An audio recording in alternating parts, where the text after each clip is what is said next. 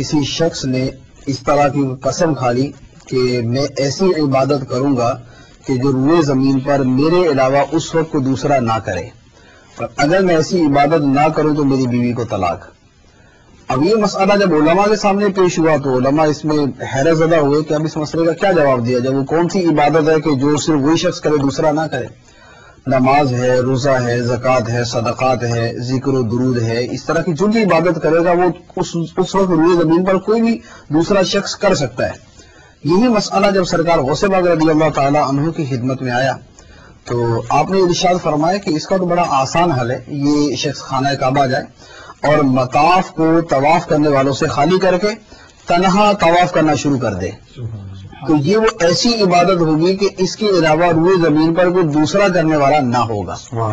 تو یوں جو ہے وہ اس کی بچت کی صورت بھی سرکار غوث پاک رضی اللہ تعالیٰ عنہ نے نکال دی، اور اسے یہ بھی پتا چلا کہ سرکار غوث پاک رضی اللہ تعالیٰ عنہ کا علمی مقام جو ہے وہ دیگر تمام لوگوں پر فائق اور تمام سے بالا ہے، بلکہ علماء نے یہاں تک لکھا ہے، سرکار غوث اعلیٰ حضرت امام اہل سنت مجدد دین و ملت رضی اللہ تعالیٰ عنہ نے تحریر فرمایا کہ سرکار غوث پاک رضی اللہ تعالیٰ عنہ عین الشریعت الکبریٰ کے مقام پر فائز تھے۔ یہ باطن کا اور معرفت کا وہ مقام ہے کہ جب یہاں پر آدمی فائز ہوتا ہے تو وہ حقیقت میں مجتہد ہوا کرتا ہے۔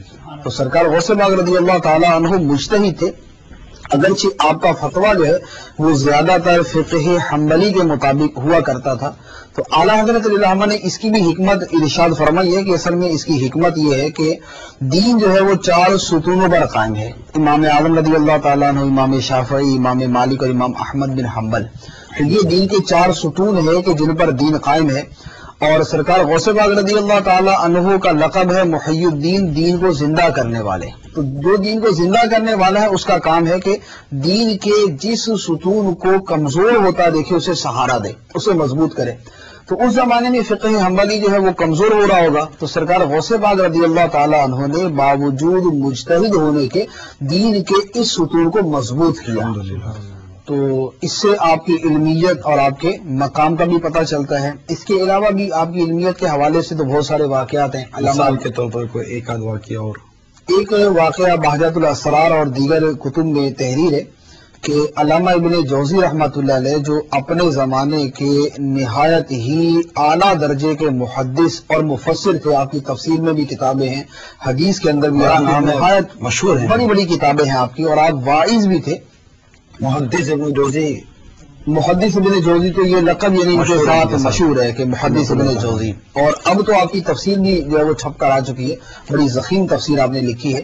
تو آپ بہت سارے علوم کے اندر ماہر تھے، تو بطور خاص تفسیر اور حدیث جو ہے یہ آپ کا شعبہ تھا۔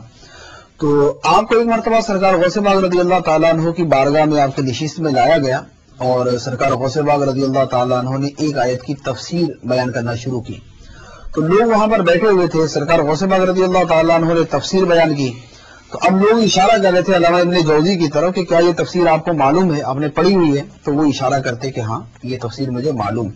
یوں آپ سرکار غوث پاک رضی اللہ تعالیٰ نے ایک تفسیر بیان کی، دوسری بیان کی، تیسری بیان کی، یوں بیان کرتے کرتے 13 تفسیر آپ نے بیان فرمائی۔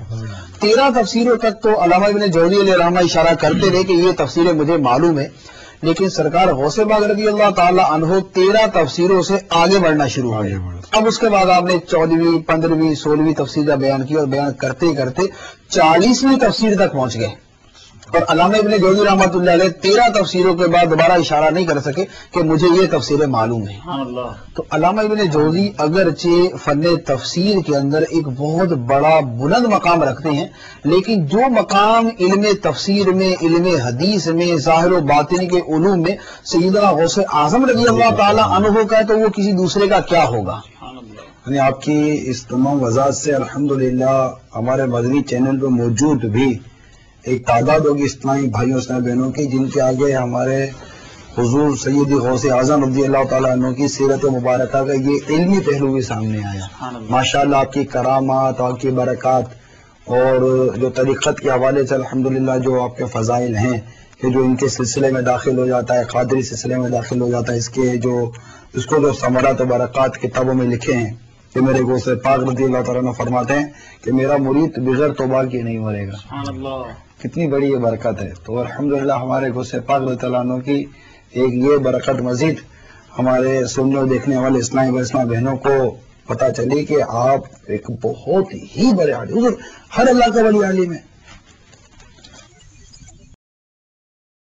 کوئی جائز اللہ کا ولی نہیں. اس نے جو ہے وہ علم باقاعدہ حاصل کیا ہوگا پڑھ کر اور پوچھ کر سیکھ کر حاصل کیا ہوگا. اگر کوئی ایسا سیکھنے والا سلسلہ نہیں رہا تب بھی اسے ولایت اس وقت تک نہیں ملتی جب تک اسے علم عطا نہ فرما دیا جائے. علم سیکھنے کئی درجات ہیں، باقاعدہ سیکھا ہی جاتا ہے، لیکن ساتھ ساتھ جو سیکھے نہ تو اس کو علم لدنی بھی دیا جاتا ہے. پہلے علم عطا فرما دیا جاتا ہے، اس کے بعد اس کو ولایت کے درجے پر فائز کیا جاتا ہے. جاہل اللہ کا ولی نہیں ہو سکتا. مطلب یہ ولایت یہ کسبی نہیں ہے، کسبی نہیں ہے، وحدی عطائی ہے. عطائی اللہ جسے لیکن ریاضت اور مجاہدہ، عبادت، ریاضت اور علم حاصل کرنے کی جستجو یہ اس کے اندر ذریعہ بنتا ہے ولایت کے لیے. ولی کی کوئی پہچان؟ حضور آپ اتنی دیر سے خاموش ہیں، ولی کی کوئی پہچان؟ ولی کی پہچان تو یہ بیان کی گئی ہے کہ جسے دیکھ کر خدا یاد آ جائے. ولی کی پہچان یہ ہے کہ جسے دیکھ کر خدا یاد آ جائے، خدا یاد آ جائے. اس کی بھی کوئی وضاحت ہوگی؟ ان کا تقوی، ان کی پرہیزگاری، ان کا خوف خدا ایسا ہوگا کہ ہر طرف ان کی توجہ اللہ کی طرف مبذول رہتی ہے.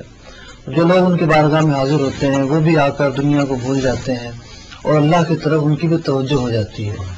تو ان کی بارگاہ میں آنے والوں کو اللہ کی معرفت نصیب ہوتی ہے، توبہ کی توفیق نصیب ہوتی ہے، گناہوں سے بچنا نصیب ہوتا ہے. یہ اولیاء اللہ کی مطلب کی علامتیں ہیں.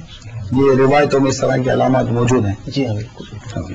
تمام اولیاء اللہ کی اگر آپ سیرتوں کا مطالعہ کریں تو تمام کے تمام حضرات اولیاء کی یہی سیرت رہی ہے کہ وہ جس خطے میں آ کر بیٹھ گئے ہیں وہاں پر اسلام کا نور پھیلنا شروع ہو گیا ہے، لوگ تائب ہونا شروع ہو گئے ہیں اور وہ نور پھیلا ہے کہ کفر کے ایوانوں میں زلزلے برپا ہو گئے ہیں.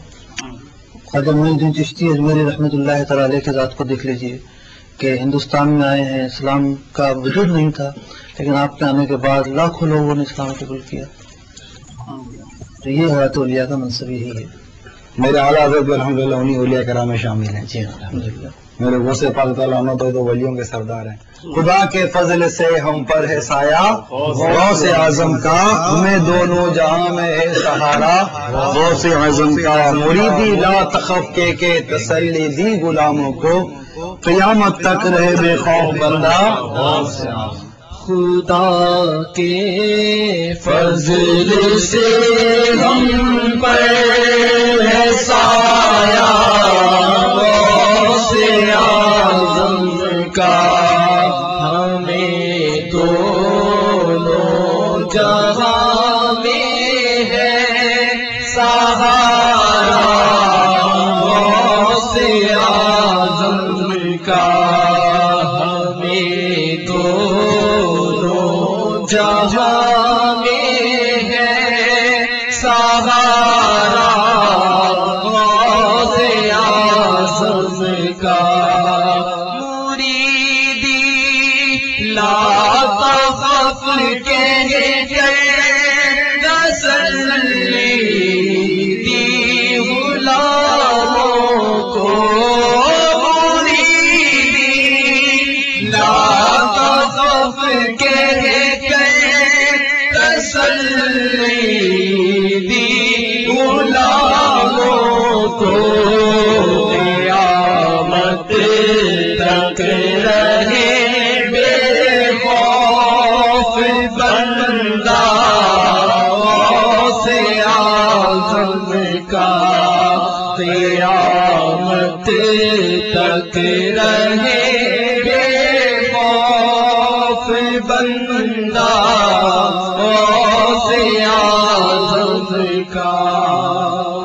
لبيك اللهم لبيك لبيك لا شريك لك لبيك إن الحمد والنعمة لك والملك لا شريك لك لبيك اللهم لبيك لبيك لا شريك لك لبيك إن الحمد والنعمة لك والملك لا شريك لك لبيك اللهم لبيك لبيك لا شريك لك لبيك إن الحمد والنعمة لك والملك